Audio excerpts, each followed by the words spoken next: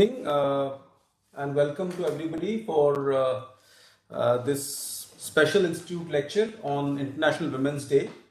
So every year we celebrate International Women's Day with having a distinguished speaker, and today we're extremely happy to have with us Professor Prajval Shastri, who was earlier at the Indian Institute of Astrophysics, who's had a distinguished career in physics and science, and also has contributed in many ways to inspiring women to join STEM professions. So we are very, very glad, Professor Shastri ma'am, that you are here today to deliver this special lecture. And to take the proceedings forward, we have also in recent days taken some steps in the institute for which our colleagues Professor Ravinder Kaur and Professor Narayan Karur will also be giving their comments to kind of introduce the audience with the steps that have been taken here in the institute. But before that, I would request our director, Professor Angan Banerjee, to give his opening remarks. And welcome, Professor Shastri. Thank you, Professor Shantanu. And it gives me great pleasure to be here on this International Women's Day. And just to tell you that we don't want to celebrate Women's Day one day of the year, but 365 days of the year, we want to make sure that IIT Delhi is a campus which is a comfort zone and a safe, a comfort zone, a zone where women are equal in all respects. And I think this topic that we are talking of, degendering STEM and looking at how we can see, we in the Institute, through several initiatives, and Professor Kaur will tell you some of them, we are taking several initiatives to try and see that we have a gender balance. And overall, if you look at whether it is students or it is faculty or it is the leadership, we have an increasing percentage of women in the institute. And having said that, we are still far from that 50% mark. We are still, we are talking of 26% students, and it's going to take us some time to do that. And we are looking at several kinds of initiatives, but we look forward to a future where all of this, where gender ceases to be an issue in the academic environment, where this is done without interventions, right? And I'm not sure that's our aspiration. And I hope we will also look at, in the institute, we are, of course, initially an engineering and a science institute, but we have gone beyond that. So even in the non-STEM subjects, we should look at degendering the non-STEM subjects. In that, we probably have more women than men. And so I think it opens up our mind where people look at the choices irrespective of gender. And so we are delighted to have Professor Shastri here, and we look forward to listening to her today. Thank you. Thank you, Professor Banerjee. And may I request now Professor Karur is going to be speaking first. So Narayan, are you available online? Yeah, absolutely. Yeah. So do you, Professor Karur. Yeah. Thank you, Shantanu. I'll keep it informal, which is what I prefer. Good evening, everybody. And very, very comforting and positive remarks to set the stage. Thank you, Professor Banerjee. It's my pleasure. So what I'll do, I've been doing this very often now.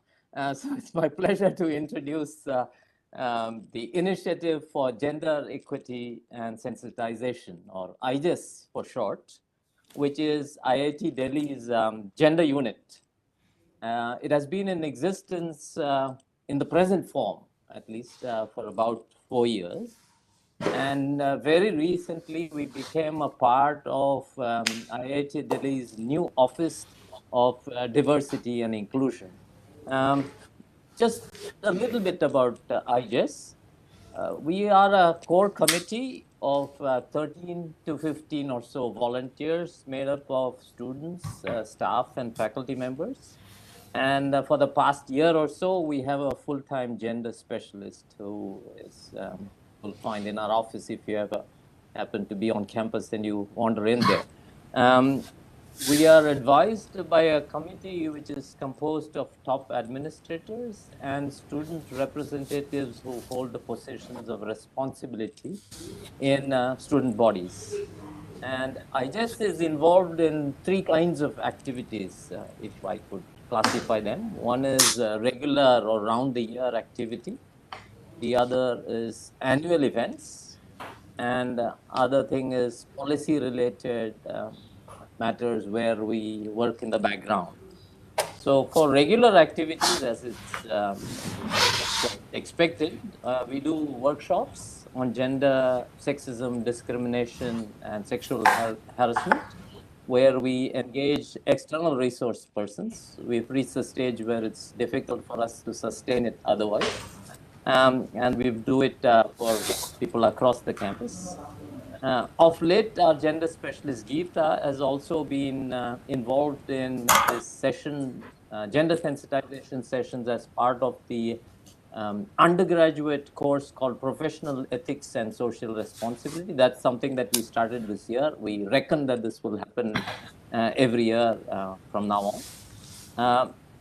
The other thing that we do around the year is that we serve as the first point of contact. If there is a victim or a perception of a victim of sexual harassment, we don't sit in judgment. We only provide counsel and maybe some suggestions as to how they could approach it. And if required by the complainant, we help sort of help them with framing the complaint. On the annual front, our birth sort of coincided with the Joint Admission Board making this female supernumerary seats for female candidates who qualified in JEE Advanced. So ever since that time, we've had the counseling session. For the past couple of years, it's been online, but when it was offline, it was quite a success. It's been a success even for the online. And I think this is attended across the gender spectrum, so it's not restricted to female counseling. We, of course, celebrate International Women's Day with a focus on women in science and technology. And since last year, this lecture has become a part of the Institute lecture series, for which we are very thankful to the Dean Academics and the Associate Dean Outreach and New Initiatives. Thanks, Shantanu and Pritha. This year, for the first time, we hosted an event to observe the International Day for Women and Girls in Science on 11th February, and we hope that it'll be something that we can carry forward in the future. As far as policy, and I think for me at least, this is something that that's really very important. Today, we've released a 50-minute tailor-made e-module on gender sensitization and prevention of sexual harassment for faculty members. It was released maybe a week or so ago for students. And that's something that it's been in the works for some time, but it's finally seen in light of day. And we have videos in Hindi and English for staff members too. So this is something that we are quite proud of. We've introduced guidelines, that is, Institute has introduced guidelines for gender discrimination and sexual harassment, which was rolled out for students and faculty and staff in the past year or maybe year and a half. And they are signed by all students, staff, and faculty members. If you're on campus and you happen to see the sexual harassment posters around campus, as is mandated by law, that's our handiwork as well. And something that many people may not have encountered, but if you paid close attention to the forms that we used to fill and now the forms that we have now, we have made a significant difference there in making the forms a little bit more gender neutral and sensitive. And finally, since August of last year, IJES, in collaboration with the larger institute community, is implementing DST's gender awareness for transforming institutions. And this is a detailed study about the institute's sexual harassment policies and practices to understand the challenges in implementing sexual harassment of women at the workplace, etc., etc. And in this, we are with 29 other institutes or universities, whatever, that were chosen as pilot institutes, and it is an initiative of the DST Wise Current Division. It is based on UK's Athena Swan Charter for Gender Equality. And it's a very ambitious program of DST. It's a systematic change, is what they expect at promoting gender equity in science and technology. And what we are supposed to do is make a self-assessment of the gender climate at the institute and propose action plans to make the campus gender equal for people in STEM. So that's the idea of Gati. The director signs this charter, which is called the Gati Charter, and this is going to be a regular thing. So we have to submit this application form in a few months. But presumably, this will be something that that the institute will have to do on a regular basis, 5 years or something like that. So since this is the first time, a lot of the data collection is happening for the first time. So that's something that we've been doing for the past few months. I think that's about summarizes what we have been doing recently. So thank you, Shantanu. For your overview of IGES and the Gati initiative. Really, a lot of things are happening on that front. May I now request Professor Ravinder Kaur of our HUSS department to introduce the speaker and also moderate the session. So over to you, Ravinder. Thank you, Shantanu. Good evening, and many thanks to all who have joined us, and we hope that more will join us as we go along. So as mentioned, we are celebrating International Women's Day. We all had a lovely lunch today, all the female faculty, the first ever in IIT Delhi's history. And it was the first time many people saw each other face to face. As mentioned, it's also become IIT Delhi's tradition to bring an eminent woman scientist to mark our celebrations. And I'm delighted to welcome a very eminent astrophysicist, Professor Prajval Shastri, to deliver today's lecture. At IIT Delhi, we feel there is an urgent need to expand human potential by making its scientific communities more diverse and inclusive. We believe that richer diversity is not just good ethics, it's better science.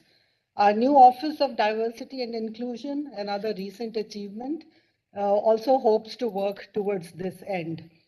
One matter of concern is that while there is no dearth of women studying STEM subjects in India, and we rank quite high on that among countries, only 14% of our graduates find themselves in STEM jobs. This loss of talent is surely the country's loss and science's loss. In her talk, Professor Shastri will address the key drivers of the leaky pipeline, the glass ceiling, and the labyrinth to leadership. I love that phrasing, Prajval, in STEM disciplines. She will reflect on how and why science needs to be degendered. But before Dr. Shastri begins her talk, a very brief bio. As mentioned, Prajval is an astrophysicist, and she investigates the physics of giant black holes that are found in the centers of distant galaxies using telescopes at multiple frequencies based on Earth as well as in space. Her science questions are focused on the phenomenology of accreting supermassive black holes, and she gathers and uses data from telescopes that operate at radio, infrared, optical, ultraviolet, violet, X-ray, and gamma ray frequencies. Prajval is extremely passionate about science, outreach, and believes that the cultivation of scientific thinking is for everyone. She uses astrophysics as a vehicle to engage lay audiences of all ages with scientific questions and works for the People Science movement towards this goal. A distinguished scientist, Professor Shastri received a PhD from the Tata Institute of Fundamental Research and has held postdoctoral research positions at the University of Texas at Austin, University of California at Berkeley, and the Harvard-Smithsonian Center for Astrophysics. She came back to India to serve as a faculty member at the Indian Institute of Astrophysics, Bangalore, where she was for 23 years. Also very important for us, she is the founder and past chair of the Gender and Physics Working Group, and that's where I've worked with her sometimes, of the Indian Physics Association, and a member of the Working Group for Gender Equity of the Astronomical Society of India. She's also vice chair designate of the Women in Physics Working Group of the International Union of Pure and Applied Physics, and on the executive committee for the International Year of Basic Sciences for Sustainable Development. As is evident, she's deeply concerned about the inequities in the sciences and attempts to bring an intersectional lens to the endeavors to mitigate them. It was our common passion for addressing gender biases and gaps in science and engineering that made our paths cross, and I'm delighted that she has accepted our invitation to deliver today's Institute lecture. She will speak on the very important topic of degendering science, and I know Prajval has many, many ideas to offer, even the Gati project. Some of her articles in the popular press have often offered, I think I remember one on chairs, women-only chairs. So maybe you might want to say something about that, Prajval. So I hand over to Prajval to begin her talk. And I think maybe 50 minutes, Pritha? Yeah, should be And fine. then we'll have a question and answer session.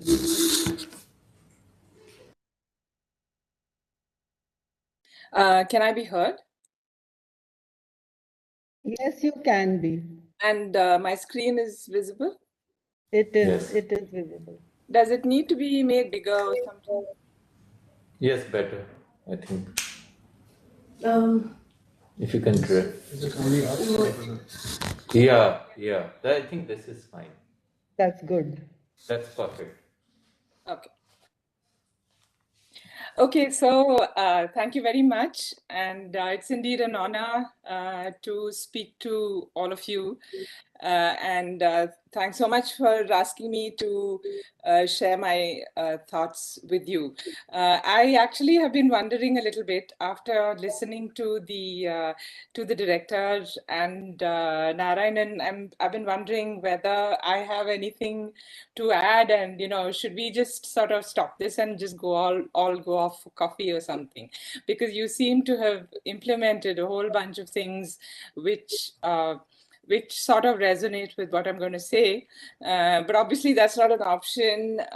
So I will say what I have to say. And I hope there can be some freewheeling discussion and questions afterwards. Actually, before I begin, I just cannot help but remember a very dear friend who many of you are perhaps familiar with, Dr. Ratnashri Nandiwada, who I have to remember on Women's Day. She shared many things that I'm going to talk about by just living them. And she was director, of course, of the Nehru Planetarium for several years. This shows her at the Arecibo telescope. She was a stellar physicist. She was a stellar physicist. And she was also very passionate about the Jantar Mantar, which you may have come across her there. And she was absolutely unique in being a leader and foot soldier at the same time, the same moment, every moment. And we sadly lost her to COVID last year. So I work on the physics of black holes, the kind of black holes like the fictitious one called Gargantua in the film Interstellar, which some of you perhaps have seen. So not the kind of black holes that are a result of the death of stars, which are the smallest black holes we know and are strewn all across the Milky Way. but a different kind, which are also chunks of space-time from which light cannot escape, but they weigh more than 1,000,000 times the mass of our sun. So they're really, really large. They are found in the centers of galaxies, every galaxy that we have looked at. The swirling mass around them tends to produce jets of plasma, which go out into intergalactic space, which many examples of which we know. And like I said, they are found in the centers of virtually every galaxy. We have looked at, sometimes there are two, as in this example from my own work, and there is one in the center of our own Milky Way. And you're probably familiar with this because this result won the Nobel Prize in Physics in 2020.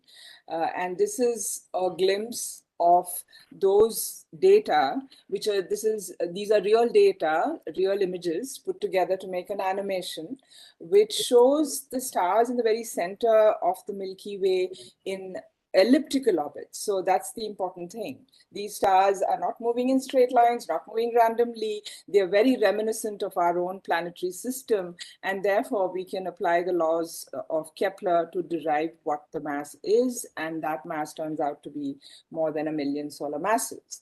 And Andrea Ghez was one of the Nobel Prize winners for this work. And this rendering is from her lab.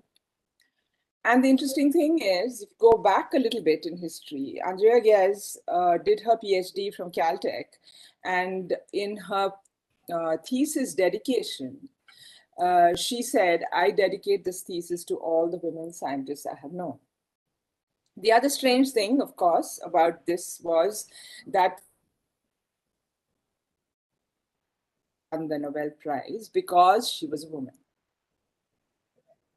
And perhaps even more surprising, at least it would have been surprising to me if I had heard this 30 years ago.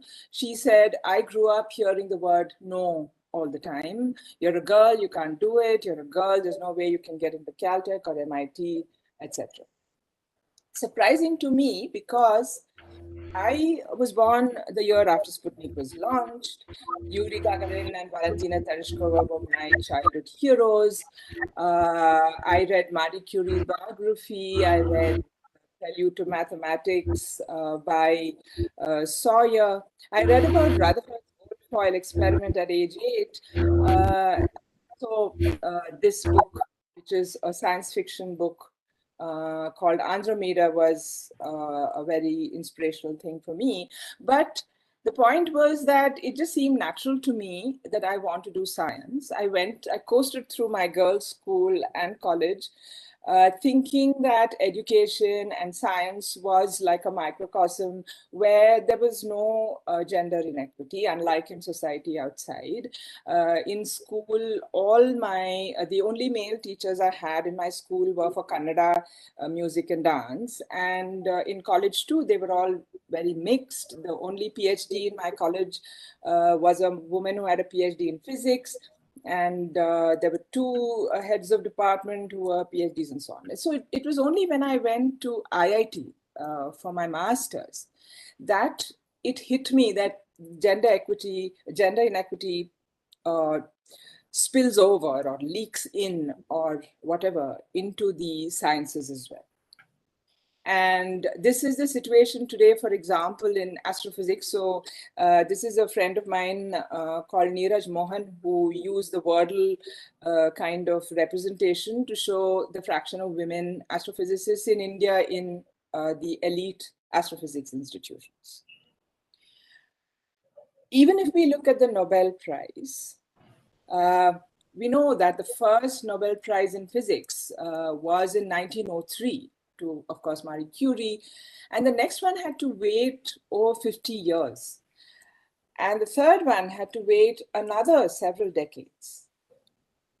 On the other hand, while the Nobel Prize is given for transformational discoveries that change our understanding about the universe in this case, there were so many of these people, including Cecilia Payne-Gaposchkin, who actually figured out that the sun, for example, is made of mainly hydrogen, as opposed to like made of stuff that the rocks and stones around us are made of.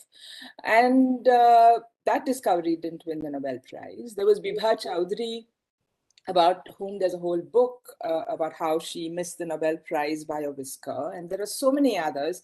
Jocelyn Bell is an even more stark case because her science won the prize, but she didn't win the prize, although she was the one who made the discovery and did the work and everything. So what's it like in India? I mean, we started out really well with the constitution and equality of status and of opportunity. And this was a framing that didn't really start with the Republic. It preceded it much before. There was no need in India for a women suffragette event. But in astrophysics, for example, we have this. So then why is there a gender gap? And I'm taking physics as an example, partly because I'm a physicist, but also because physics is among the disciplines with the worst gender gaps globally. In other disciplines, there tends to be variation across the globe, but in physics, there isn't any. I mean, there's some variation in the degree, but not in the fact that it is the one with the highest gender gap. So several hypotheses tend to be advanced to explain this. A lack of interest in science among girls, lower competence among women, girls socialized to feel incompetent in science, discriminatory familial responsibilities on women, and discrimination within the profession. So I will briefly go over what the Indian context shows us in terms of evidence. So firstly, the lack of interest in science among girls. There's a survey by Malhotra and Joshi published in Current Science of high school students in 4 high schools in Dehradun. And at least a minimum of 30% of the girls said they like science subjects. So that's not an insignificant number. And in many science subjects, it was more than that. Furthermore, the Inspire student fellowships, which all of you I think know about, are won by more than 50% women, and physics in particular is 50%. And the Indian Academy of Sciences summer fellowships are also won by more women than men. And this plot actually shows both the gender fraction in the applicant pool and the gender fraction of the selected pool, and they track each other, which is really good. And it shows that more women than men win these things. So surely it can't be a lack of interest in science among girls. Of course, the girls who win these things would be likely from urban, English-speaking, upper caste, and such backgrounds, rather than from the rural hinterland and so on. But that is a different dimension. As far as gender is concerned, there is no evidence that there's a lack of interest in science among girls. So what about competence of women? So there was a survey by Kumar of physical scientists, and she showed that there was no productivity deficit among women relative to men.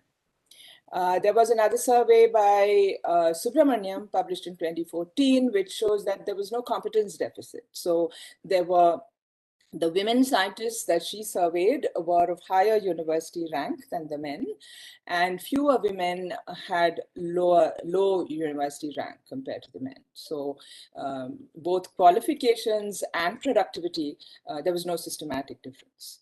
So I had to strike that out. What about girls being socialized to feel incompetent in science? So the same Malhotra and Joshi survey of 4 high schools in Dehradun surveyed perceptions of these high school students. And they put this statement to them saying fewer girls than boys are interested in higher studies in science and maths. And more boys than girls said yes. More girls than boys said no. And more boys than girls said don't know.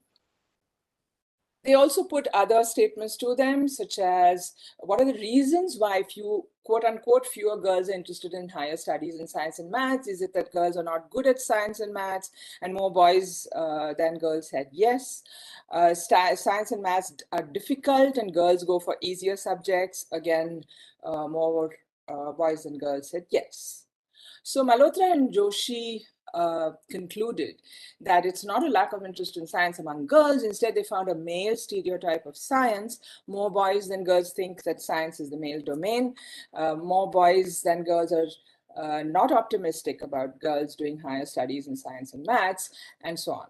So clearly, if it is this kind of a mindset that is in younger boys, and they are then going to become seniors and get into management positions and do hiring for STEM fields, it's not a good scenario.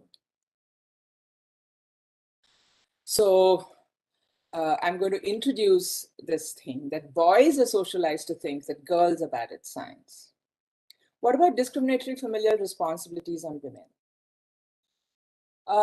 There was a global survey of physicists published in 2014, commissioned by the IUPAC. And there were very few respondents from India, unfortunately, which at that time certainly indicated that not too many physicists are concerned about the inequity in their profession. But from whatever, there was one statistically significant result, and that was about long-term relationships. So more men than women reported being in a long-term relationship or being a parent or guardian, but more women than men reported that careers changed their personal decisions.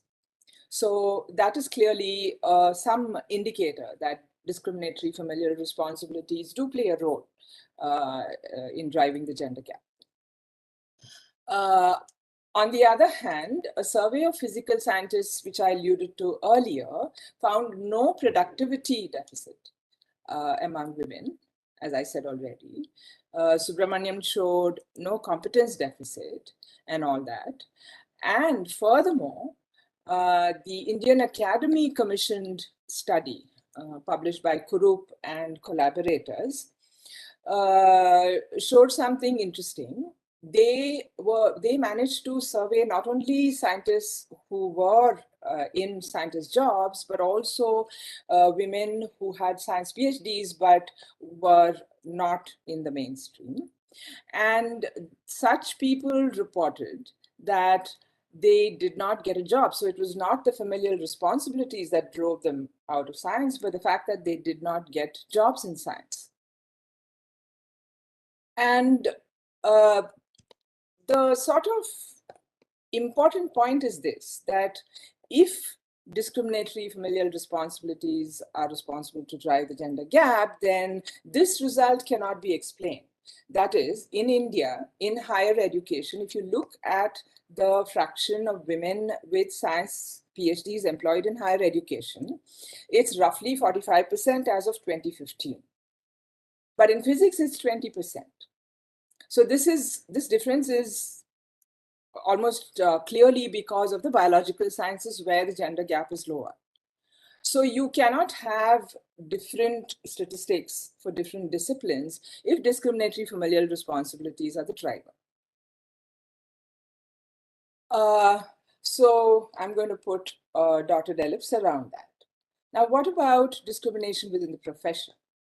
So the same study by Neelam Kumar, published in 2001, showed that women are systematically lower in the science hierarchy, despite the fact that there was no productivity deficit.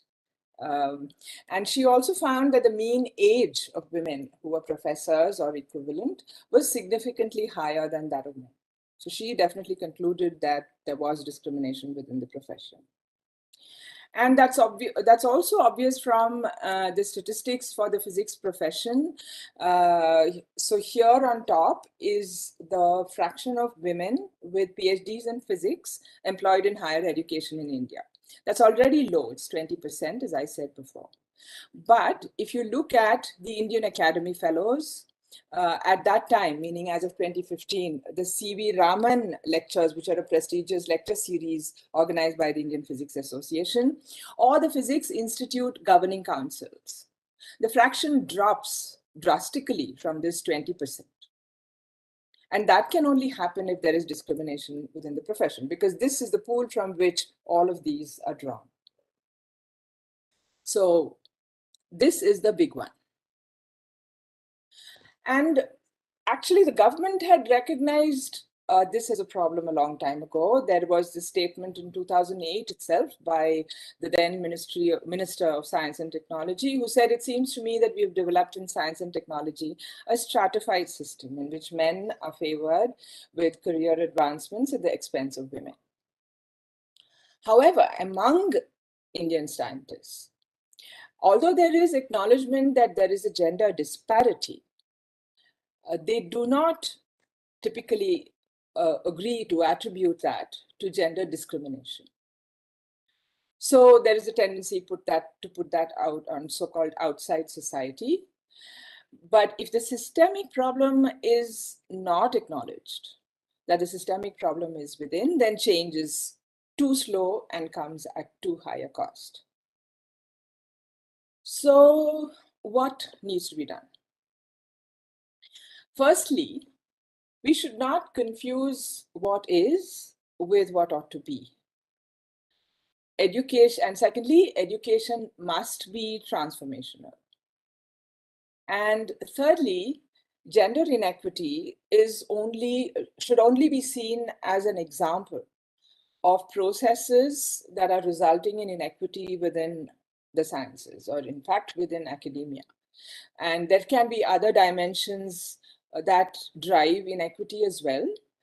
But the thing is that even if the gender binary is not a very tenable framework, it is a quote unquote easy framework to gather data in and study trends. And so I would like to say that if one sees a gender gap, then that is a symptom that all is not well with the system as a whole, not necessarily along only the gender dimension, but along other dimensions as well. So interventions, we have to ask these questions about interventions. Firstly, do they really meet the need of the hour? And will they seed or hinder cultural change?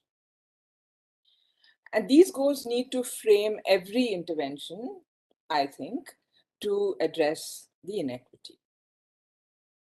And we cannot ignore the evidence.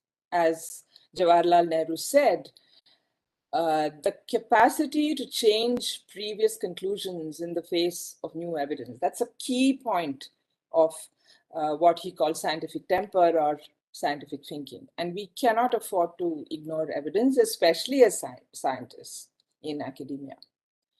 And we also need to keep in mind that all of us, regardless of gender, are brought up to accept sexist thought and sexist action. And this has been demonstrated by the famous John Jennifer resume study, which perhaps you're familiar with. Basically, they manufactured a curriculum vitae of a fictitious person, and they sent that CV to a whole bunch of academics across the US and asked them questions like, will you hire this person? If you do, what level will you hire this person at? What salary will you give, etc. And they tagged 50% of those CVs with a name of a man and the other 50% with the name of a woman. And they found that the CVs, they were identical CVs, the fictitious identical CVs, and they found that the woman, the so-called woman's CV was evaluated lower systematically across all these faculty members to whom it was sent to. And that lower evaluation did not depend on the gender of the person evaluated. So science faculty's subtle gender bias does favor male students, was their conclusion. And women and men faculty were equally likely to exhibit bias against the women student. So it's only natural that all of us are prone to be discriminatory along other dimensions as well, like casteism, racism, ableism, sexuality, etc. Things are often not that difficult to fix. For example, I mentioned the prestigious C.V. Raman lecture series, which the Indian Physics Association organizes. And as of 2015, the fraction of women among them was 3%. And in 2016, I and a few others, including Ram, who's in the audience, proposed to the Indian Physics Association to constitute a working group for gender equity. A year later, they approved that and it was formalized and so on. And subsequent to that, when I chaired this working group and we intervened in the process of selecting the Raman lectures. And intervened meaning what? We just suggested a few names of physicists that could give the Raman lecture, which clearly were not contentious at all in terms of how prestigious they were. And the fraction of women rocketed to 30%. So it's just that they hadn't even sat down and imagined who all they could invite for these lectures and just tried to sort of invite people like themselves. There's no other explanation because clearly it was not intended to keep the women out. That was not why this was happening. On the other hand, if you look at the Department of Science and Technology, and the schemes that they have come up with. For example, this more recent mobility scheme. I mean, I said earlier that one important question we need to ask about interventions is it going to seed cultural change or not? Or is it going to entrench cultural change even further?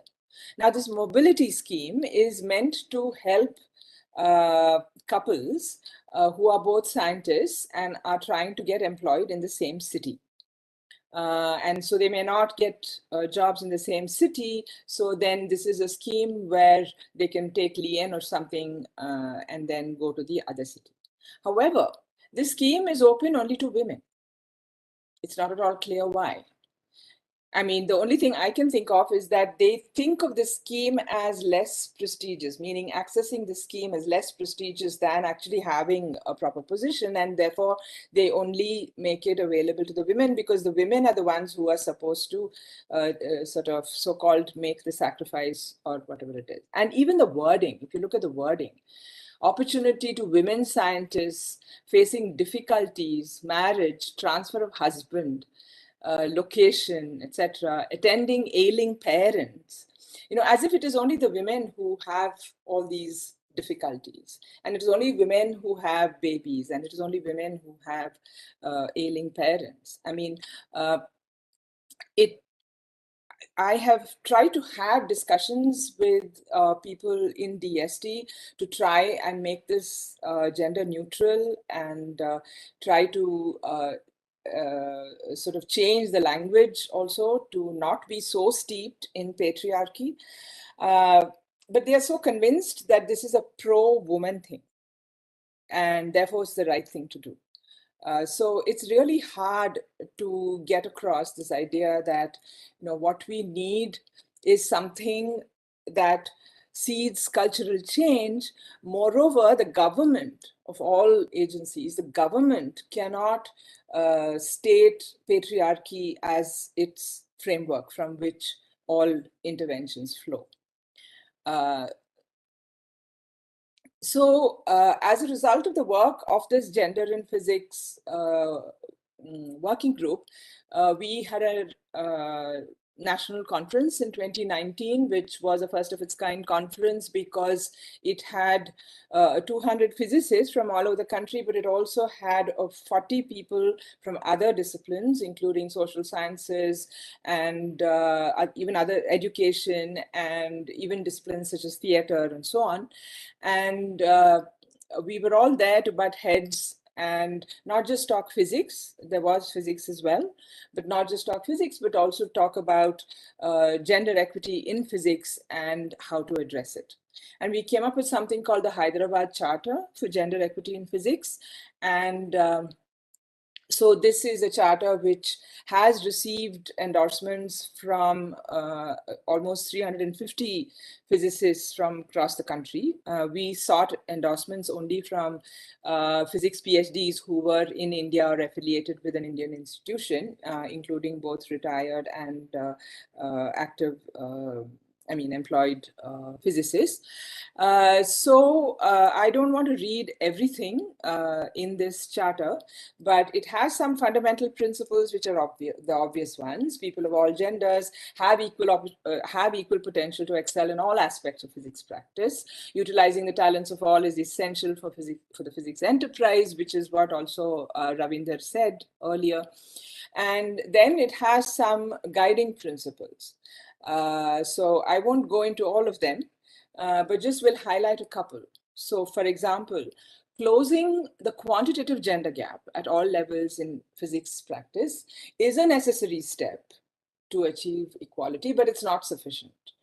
So just because you close the gender gap in numbers does not necessarily mean that it is a gender healthy workplace and a workplace without discrimination on other dimensions. So that sort of examination requires a deeper dive into how people feel, how they respond, how much ownership they take for the organization, how much of a voice they have, how they feel about the processes and how they function, how much transparency there is, accountability there is, etc. Secondly, the practice of physics is a social activity, and addressing its gender bias requires insights from the social sciences. I think here IIT Delhi is perhaps far ahead of many other institutions from what I hear and from what you presented today. And thirdly, when a process of selection reduces the gender fraction from that in the pool, it is a signature of a biased process. So this is really important, but this is also very difficult to get across to academics. So I'll take some examples. So I already showed how from the school student survey and the Inspire student fellowship statistics and the academy fellowship statistics, that girls are interested in science. So mentoring of girls is not the need of the hour. On the other hand, we do need to have all young minds learn that people of all genders can competently do science. That is the need of the hour, clearly. Some other examples of how we can critique our processes within institutions to address the inequity. So for example, a mentoring program within a science institution, one has to ask, are the participants from all backgrounds of the pool represented? If not, why not? And what can we do to have them all represented? Have scientist mentors undergone bias training?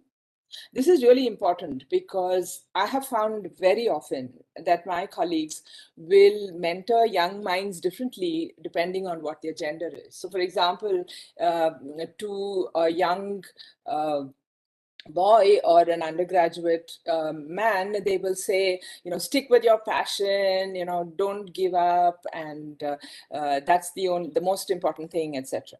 And to a young woman, they will say, you have to work very hard, because you have to manage your family and this, and you have to learn to multitask, and maybe you can take this field, which will make it easier for you to manage your family.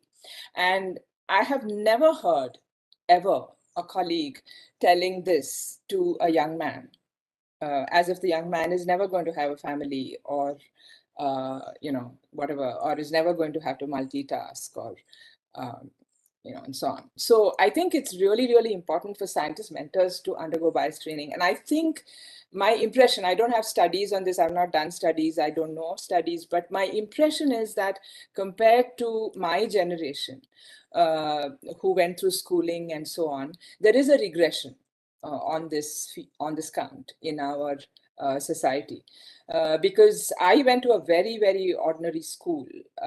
As I said, I went to a girls' school, and I had most of my teachers were women, etc. But I don't remember a single instance where a woman told any of us, "Oh, you're going to get married, and so what's the use of studying physics," or anything like that. But these kind of statements, I mean, we did get told by our when we slacked off on our games in physical education class, our teacher would say, if you slack off like this, what are you going to do when you have your baby and you have to deliver your baby? They would say that, but nobody ever said, physics is not for you or maths is not for you. Whereas now, many young people report that that's what their teachers say. And that also is showing up in these kind of surveys that Malhotra and Joshi did in Dehradun.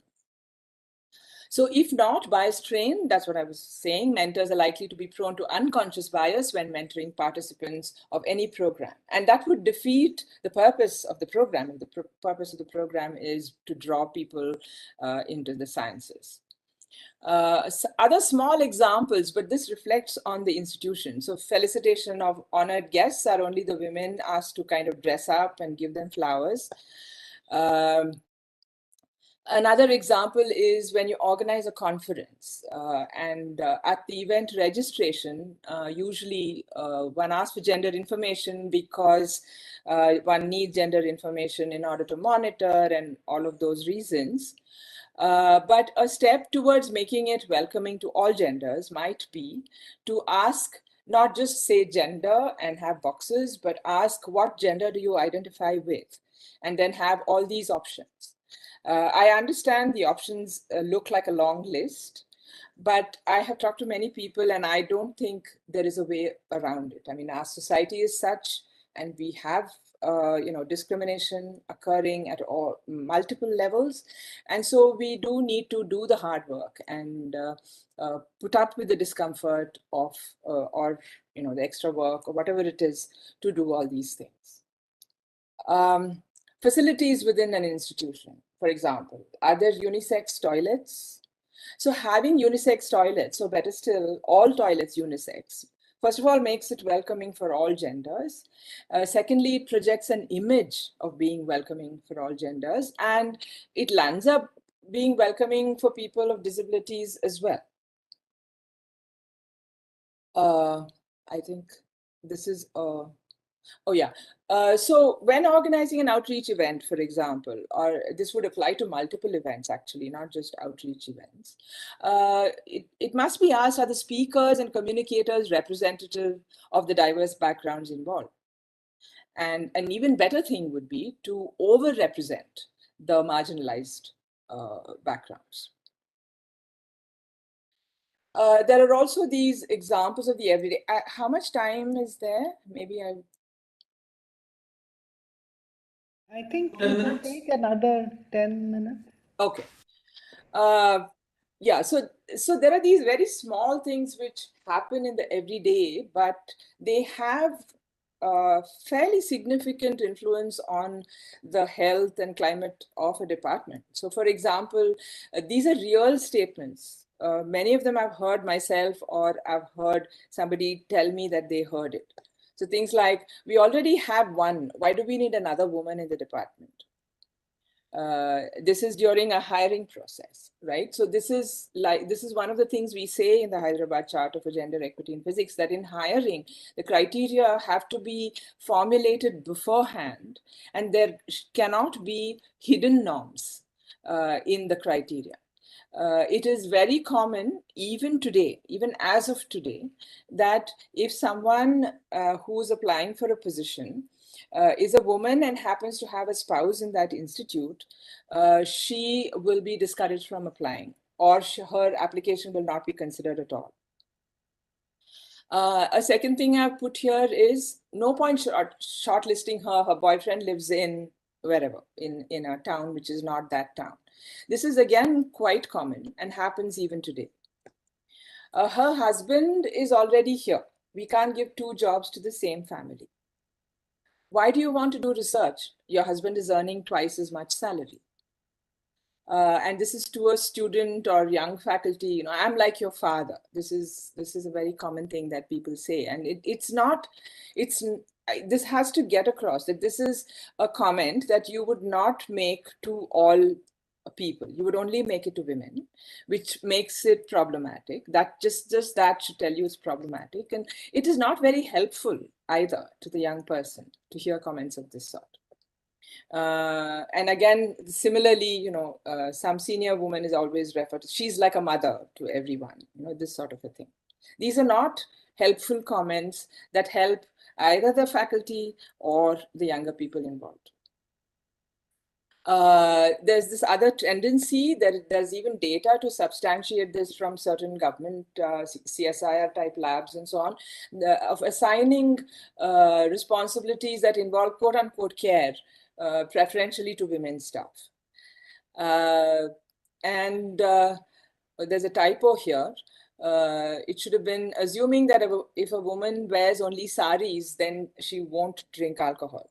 This is again a very common perception, and it can result in discomfort for young women faculty. Assuming that if a woman drinks alcohol, then they must be open to sex as well. This is another very problematic assumption, but quite common, surprisingly common in our science institutions.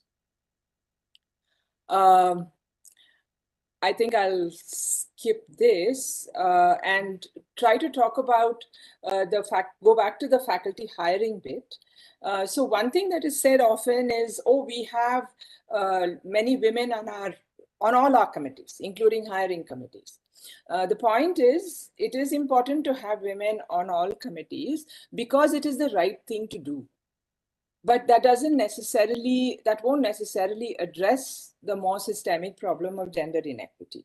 Because as I said earlier, all of us are raised to accept sexist thought and sexist action, and therefore all of us are prone to gender bias. So just by having a gender diverse committee, you're not necessarily you may solve some of the problems, like some of the language that is used within the committee might not get used if there is a woman around, which would be a good thing. But that is not the only thing that happens. And for example, I've been on committees where women have asked, despite knowing that it is illegal, they have asked a candidate, you know, when are you going to get married, and are you going to have babies, and all that sort of thing. And it is seen as asking out of concern. So it is just not understood that the way to do it is to give a complete job description to all candidates, shortlisted candidates, and ask them, is this okay with you? And not assume that if it's a young woman, then she's going to have a baby or she has a boyfriend somewhere else, and so on.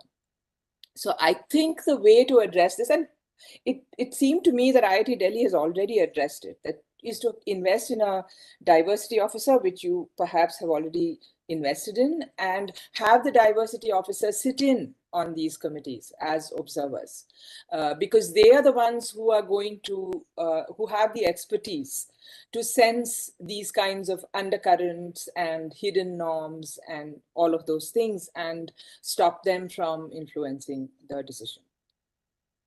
The other thing I wanted to say is that I think it's important to invest in the equity work, which again, I think IIT Delhi is doing. It's just that I wanted to say that I heard something which sounded really good when you were describing your Gati mission and the IGES, is it? The diversity committee. You talked about volunteers. So this is something, I mean, the work that you're planning to do with it and all that sounds excellent. And I think it's really promising that, you know, there is an example among elite institutions in the country that is doing all this. But the thing of volunteers is that, you know, equality work is something that needs to be acknowledged and properly compensated for, because only then it is valued. This is an experience coming from all across the globe, that otherwise equality work gets done by marginalized groups. and then the burden falls only on the marginalized groups, and that is just not acceptable, because first, they are already at the receiving end of the gender unhealthy climate, or whichever dimension you take. And so it's not acceptable to then put the burden on them to do the work as well. And so there needs, I think, to be an investment. I mean, during my time when I was a faculty, I literally had to, although I was very keen on doing work on gender equity, I literally had to do it outside of my academic responsibilities. And I almost did it in secret, because it would have undermined evaluating my actual work, my actual passion, and my sort of full-time work. But that was how it was, and that needs to change. It needs to not only become acceptable as actual work that needs to be done, but it also needs to become valued work. So I thought I'd just make that point. And the other thing, Ravinder, there was something you said, was that about the JAB report you said that? Oh, about the chair. Yes, yes. Yeah, so there was a chair announced, I think it was last year, by IIT Bombay. It was a distinguished chair and all that, named after some alum who gave the money, and he gave the money, I think, for one chair for the institution. Now, it all sounds really good. But this chair was open only to women. And the surprising thing, so I can put a link about the piece I wrote about this in the Indian Express. But the point is that there already are distinguished chairs in IIT Bombay. And remember what I said about how the selected fraction, gender fraction, needs to reflect the fraction in the pool, and it just did not reflect it. So that means that the process of giving these distinguished fellowships, which already existed, was biased. So that is what needed to get addressed. Instead, they said they gave funding for a woman-only chair, and on top of which they saddled this chair with extra responsibilities of doing equality work. So, you know, I think that this is not the way, A, to address the problem, and B, to value equality work. I think it's problematic on both those counts. The JAB report also, I want to mention it. I mean, I did read about it in detail, and one thing, there were several things that were very concerning to me about that report. Firstly, there was the result that Ravinder Kaur and team had found that there was no underperformance of women within IITs. And so you have the 12th grade performance where women outperform men, and you have within IITs, at least in IIT Delhi, in that small survey, where women outperform men, but only in the JEE, they are not performing on par with men. So then the JEE is what needs to get looked at, right? And the sort of the wrong process is happening in the JEE. And I found that the JAB report just didn't address this. And I've asked this question to many, many people who are IIT graduates. I mean, I only did a master's program, so I'm not a JEE graduate, but I asked this to many people at different levels of ages, you know, when they did the JEE, etc. And I asked, do you think, in your opinion, the JEE selects people who are competent and passionate about engineering and science? And the answer in every case has been no. So I think IITs do need to look at what the JEE is doing, what its nature is, what is the kind of students it is selecting, and see how that can change to look at a more, a better process, let us say. And the other thing about the JAB report was that although we know that gender inequity is a social problem, there were no social scientists on that committee. And then I found out that Ravinder Kaur was an invitee or observer or something. I don't know what the title was, but not a main member of the committee. And even though her results were in the report, they did not inform the final conclusions. So there are all these, I mean, there is basically the elephant in the room, and I think that needs to be looked at. I think I just wanted to sort of just a couple of slides to reiterate that gender is a social construct. And people like me who've only studied science, it takes us ages to realize this. I mean, we don't learn about this at all at any level. So for example, examples of gender-related social constructs are like women don't drive buses, women don't play the nadaswaram, men should not wear saris or skirts. These are all social constructs that are not given to us by nature, but exist because we all agree on them. So for example, this is Mamata from Bangalore, who came for a March for Science event, and Mamata is a bus driver. And this is Kali Shabi Mehboob, who got the Padma Shri for the Nadaswaram. And here are some Baiga people from central India who are wearing skirts. So that's just to emphasize that these are social constructs, and we need to tackle the root cause when we are trying to address inequity. So I wanted to end with this cartoon that got published in the magazine Resonance a few years ago, when we decided to do an issue with an all-women authorship, and I guest edited that, and I was very proud to have successfully used social media to contact a woman cartoonist to do this cartoon for us. So I will summarize. So social biases is strongly entrenched in our academic practice in science. And so the need is to stop fixing the women and the girls. Equality education is a need of the hour for everybody. And I really mean everybody. Equality of education is particularly required for senior faculty and management, regardless of gender. And equality and diversity work is everyone's responsibility. Although the last point, I think IIT Delhi is already there. I was really happy to hear that it wasn't just a woman who was describing what IGES is and so on and so forth. So that was really fantastic. So thank you very much. Thank you so much, Prajval.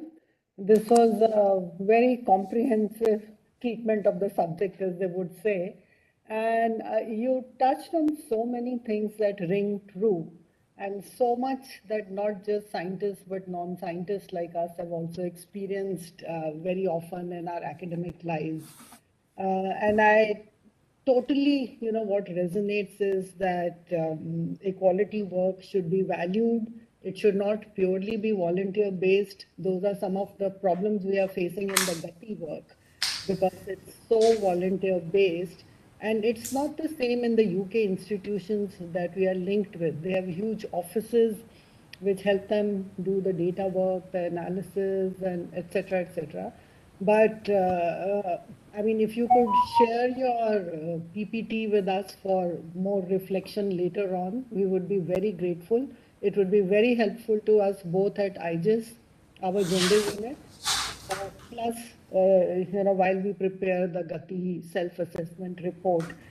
And I totally agree that, what conscious efforts need to be made to change patriarchal behavior patterns. And again, at IGES, we have been slowly plugging away. We try to change all the forms, our communication forms from the Institute to gender neutral. That work is being done. Still a lot. Anyway, thank you. That was a wonderful, wonderful talk. And now I'll open it to the audience for their questions. Can I raise your hand or? Can I? Yes, please. So firstly, thank you, Professor Shastri, for such an excellent lecture, and for also pointing out a number of things in what we are doing and what we should be doing. I think many of the things especially in terms of what you said about mentorship schemes that we are talking of for women in schools and this outreach. I think to go by the statistics, we are probably not doing it right, right? So I think on a number of things, we need to think in terms of taking advice on many of these issues. I just wanted to ask you one question is in terms of faculty hiring, uh, practically, what are the things that that an institution can do? One point, of course, you made, which I think we will track. We've not been tracking that, looking at the pool and the percentage and the final percentage which we do. But beyond that, are there other things that we can practically? The interesting thing which I found in your lecture is not only that you are looking at the issues, looking at evidence, but also looking at practical examples of what can be done. So I think that is really delightful. And you did say that IIT Delhi is getting it right, but many of the things which you said are still problems for us. And I'm not sure we've got it all worked out. Of course, it's very difficult to work out, but I would suggest that the voluntarism part of it, in many of our things in administration in the Indian system, we don't have a mechanism for paying for it, and everything gets done in a voluntary basis. But we can, of course, provide more support to the activities so that people are not looking at this. So there are many things I think we need to ponder on and take practical advice. But I just like to ask you, in terms of faculty hiring, are there specific things that you think we can try to do from an institutional level? Yeah, sure. I just need a little bit of technical help. Somehow, I can now only see myself. I can't see anyone else. Is there a way?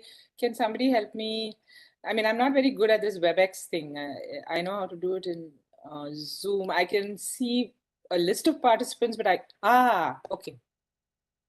Okay, thank you very much. Yeah, so I think there are several things that are possible. Firstly, what we say in the Hyderabad Charter also is that the criteria for hiring should be specified, and they should be specified before doing anything, right? And then stuck to that. So if there is any change that people require in the criteria after the advertisement, for example, then that has to undergo some process. It can't just be that, you know, two people discuss in the corridor, ye karenge, wo karenge kind of thing. So that is one thing. And I think there is need for a diversity officer to be there as an observer in the hiring process. So I think that is something that it's not going to be acceptable.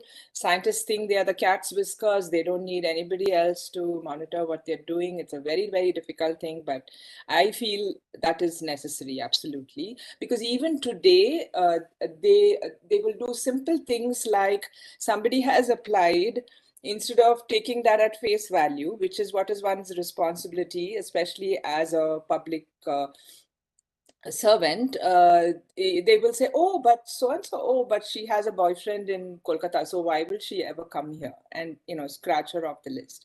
And this is happening even today. So that is one thing, that criteria and sticking to that, and no hidden norms coming in between.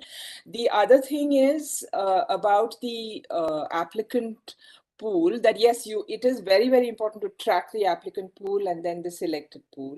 Of course, in faculty hiring, you might encounter small number statistics. So then that won't necessarily sort of help or tell you things about a particular process. But I think it is worthwhile, especially if your numbers are not good, it is worthwhile, first of all, making sure that the pool is expanded. Making sure that people who are doing the hiring contact a large number of people and you know, get them to apply. So increase the pool. And if the pool is, you know, highly underrepresented, then you sort of postpone the process and work at it more or something like that. And put this into your possible processes, that if the pool doesn't meet certain minimum criteria, then we will extend the deadline or whatever it is. And Yeah, so these are certain simple measures. One interesting thing that somebody told me from the US was this is a faculty who she was actually the first woman physicist to get tenured in Harvard. And I don't know if they still implement it, but there was a time when all the applications for faculty would come, the administrator would segregate them by gender, and the committee would be required to look at the women applicants first to see whether they meet the shortlist or not. So this is not about changing the bar. It is just about first being forced to select all the applicants that meet the bar, and first look at the women and then look at the men, because otherwise what happens typically is that each faculty will latch on to some particular applicant, who is like the PhD student of their favorite or whatever, and then it's very hard to step back from that. And in the process, certain deserving applicants, not necessarily women, but certain deserving applicants get shortchanged. So this is one, I'm not saying this is the thing to be done in all the cases, but I'm just giving it as an example of how some very simple mechanisms can be used to do this. And I would say the other thing is that the particular hidden norm of not hiring couples, this is a really bad one, because these, especially elite institutions, claim to be meritocracies. So if they are meritocracies, they need to look at merit only and not at the status of the marital status or boyfriend status, or even the likelihood of someone joining. So that the other thing we suggest in the Hyderabad Charter for Gender Equity is that we suggest having a wait list for faculty hiring, so that at least you're not assessing the likelihood of somebody joining when you're assessing that person. So then the way it would work is you would interview everybody, you would have a wait list, and then you would ask, what can I do to make you come to my institute? How can we facilitate? Do you have family? Do you have whatever else? After you've made the offer. And then, if they don't come, then you can go down the list. But your list is a merit-based list then, with the wait list. Because otherwise, people tend to, start to second guess what is the likelihood of somebody joining, and use that to either not select or something, and muddle the whole process. Basically muddy the waters. So it's important to not muddy the waters with things like that, I think. Ravinder, can I ask a question? Hello, Ravinder? Yeah, I was unmuted. Yes, please, Pritha. Yeah, so thanks, Professor Shastri, for the extremely interesting talk. I have one observation which is very specific to IIT Delhi, and which also is a follow of what Professor Banerjee was also saying. We recently started off, as part of the outreach office, a STEM mentorship program for girl students. And at that time, it did not even strike us or the other committee members or anyone involved in admin that this was also kind of adding to the already dominant perspective that women need to come into science, but men do not need to come into the social sciences. Even though it is true because of whatever has been happening in history and more men coming into academics, and also that too also from specific caste. It never really struck me, but as part of Gati, when I was getting initiatives, when I was being interviewed by some of the reps, this is a thought that came that we really did not even think through. And one of the reasons I feel is that the way the policies are framed at the institute level or even otherwise outside, it all seems like we're checking some boxes, and that kind of is very problematic. So we just want to meet certain numbers, and that's it, without really looking at the holistic picture. The problem of gender equity lying or being a problem or a small part of a larger societal problem, and probably that is where the social sciences can come in. So that's an observation, and I really would take your suggestions about also having some training sessions for the mentors, because we don't even know if gender bias is not endemic amongst the population of mentors that we have, whether women or men. But the other one is a question. You mentioned at some point about a regression in the way we think about women, or any kind of gender stereotypes that we have in society. And I was thinking, is this mostly in the current phase, or is it post-World War II, or is it probably around the time the new liberal wave came into India, which is the 80s or the 90s? Because I see, and this is something not just known to me, we even read this in the newspapers, a lot of minorities and a lot of underrepresented communities have been affected.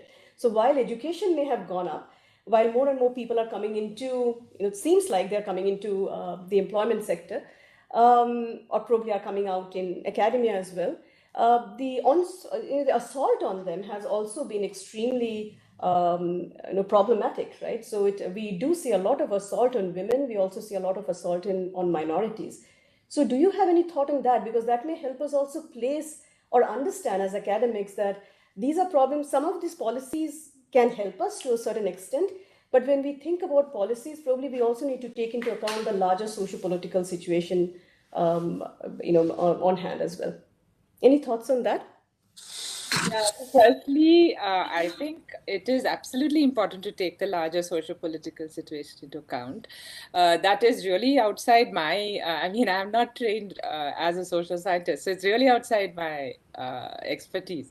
But I think what I would like to share is two things. One, I can tell you something experiential. So, for example, when I was young, when I first went to the US, I was for a postdoc, I was quite aghast to learn that, in schools in the US, it was not sexy for girls to do science, and they wouldn't get dates and whatnot. And that was the reason why girls were not coming into science. And I was like, we don't have to deal with that, at least, and I said this once in some conference, and that was more recently, just a few years ago. And there was a young woman there who was a postdoc from India and a physicist. And she said, look, that was your generation. Now things have changed.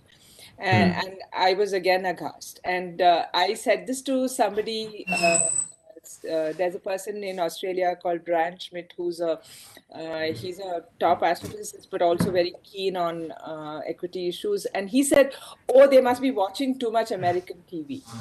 Again, snap. So, I don't know if it is simply American. It's simply this whole TV thing, and it's not just American. Even Indian TV is highly gender stereotypical, and the advertisements are, very stereotypical and so on. I don't know if it's only that, or it's this larger problem of the whole liberalization phenomenon and all that. I don't know, but it certainly, I think, needs to be investigated, and I'm certainly not the expert to do it. But for an institution like IIT Delhi, where there is a social science department and so on, what I would like to say is that I think institutions like this are plagued by this problem, that in Indian society we privilege sciences over the social sciences, and it's very, very deep. I mean, it's like, oh, she or he, whatever, she is so smart, she should do maths and science, and the ones who are not smart, okay, they make do with social sciences.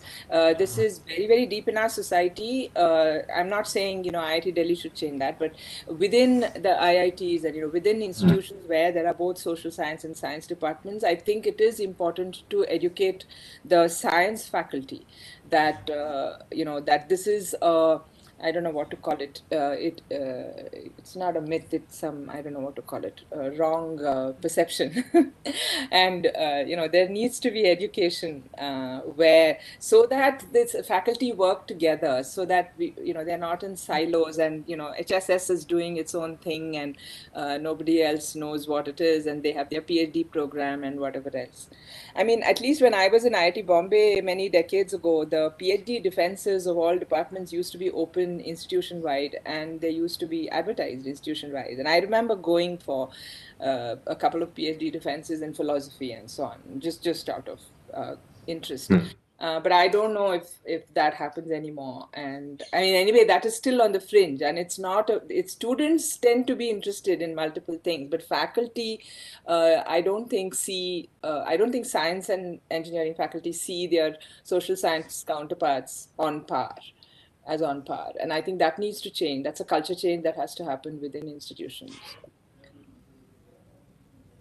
Yeah, so gender has to be incorporated into the science and engineering curriculum also. I Yes. think it's sorely missing there. You'll Yes. never find women scientists being featured in classrooms, etc. Anyway, there's a question on the YouTube, Prajval, by Kuldeep. He asks, who have been your role models? What about them do you admire? Ooh. Well, when I was a child, it was Yuri Gagarin and Valentina Tereshkova. But I soon realized, so I wanted to be a scientist on a spaceship, but I soon realized that I had to join the Air Force for that. And by then I'd become a peacenik, so I wasn't going to join the Air Force. So then I let that go. But I actually, just before this, I gave a talk at the Raman Institute on Annamani. It was a very brief talk. So Annamani was an Indian physicist and meteorologist who was born more than a century ago and who did a PhD. She was from Kerala. She did her PhD with C.V. Raman. And she published 5 single author papers with that work, but she wasn't awarded a PhD by Madras University because she didn't have a master's degree. She nevertheless took a fellowship and went to England, studied meteorology, instrumentation, then came back and joined the Met department. She was there for many, many years, extremely productive and extremely did a lot of landmark things, and then came back to the Raman Institute after retirement. At that time, I was a student, and to me, she was really she was something because she just personified science. There was no other way to describe it, and she she was one of the few people at the time who saw me as a science student first and not as a woman, and that was so refreshing.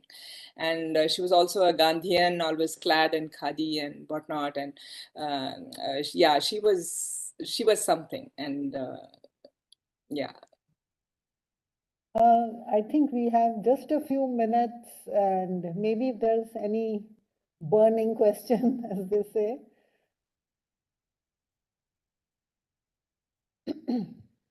Otherwise, I'll call upon Shantanu, our Dean Academics, to propose a vote of thanks.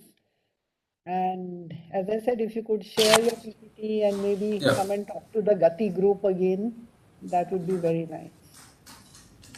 Thank you, Professor. Thank you, Ravinder, and thank you, Professor Shastri. It was wonderful to hear you, and I think personally I was very impressed by the way in which you showed. I mean, you kind of got to the conclusions based on a lot of data and surveys. I mean, that was very nice. We are in this online platform, but I think at some point when I think we are starting the travel and the campuses are opening up. So we would invite you here as well. If you could spend some time here, that would be also very welcome and very helpful for us, I think, in various fronts, including matters related to you mentioned that very interesting point about JEE being examined. Given that our students are actually, our girl students are actually doing at par, they're actually better.